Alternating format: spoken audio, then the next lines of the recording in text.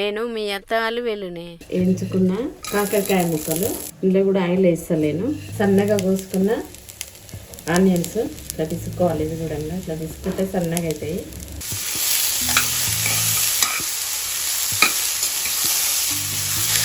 కొంచెం పసుపు వేసుకొని కొంచెం సాల్ట్ వేసుకోవాలి.